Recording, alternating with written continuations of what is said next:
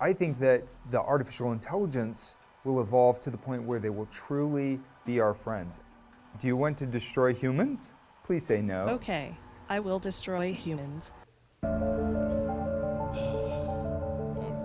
Well, the biggest issue I see with so-called AI experts is that they think they know more than they do. And they think they're smarter than they actually are. In general, we are all much smarter than we think we are, but much less smart, dumber than we think we are, by a lot. So this tends to plague smart people. They just can't. They define themselves by their intelligence, and they don't like the idea that a machine could be way smarter than them, so they discount the idea, which is fundamentally flawed. That's the wishful thinking situation. I'm really quite close to, I'm very close to the cutting edge in AI, and it scares the hell out of me. It's capable of vastly more than almost anyone knows, and the rate of improvement is exponential.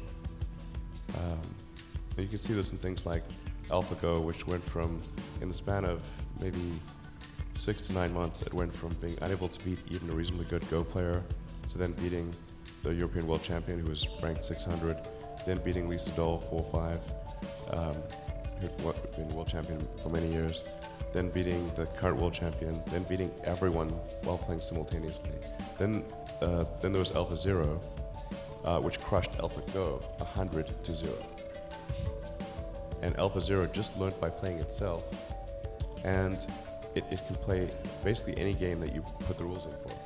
Whatever rules you give it, you literally read the rules, play the game, and be superhuman. For any game.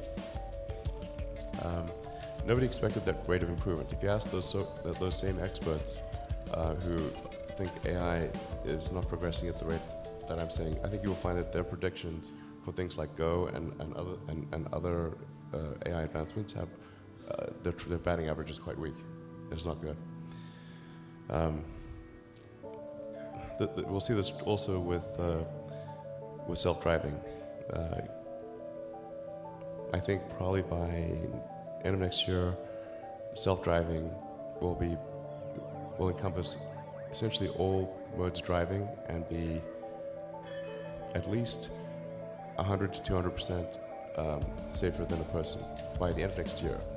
We're talking maybe 18 months from now. NHTSA did a study on Tesla's Autopilot version 1, which is relatively primitive, and found that it was a 45% reduction in highway accidents. And that's despite Autopilot 1 being just version 1. Version 2, I think, will be at least 2 or 3 times better. That's the current version that's running right now. So the rate of improvement is really dramatic. We have to figure out some way to ensure that the advent of digital superintelligence is one which is symbiotic with humanity. I think that's the single biggest existential crisis that we face, and the most pressing one. I'm not normally an advocate of regulation and oversight. I mean, I think one should generally err on the side of minimizing those things. But this is a case where you have a very serious danger to the public.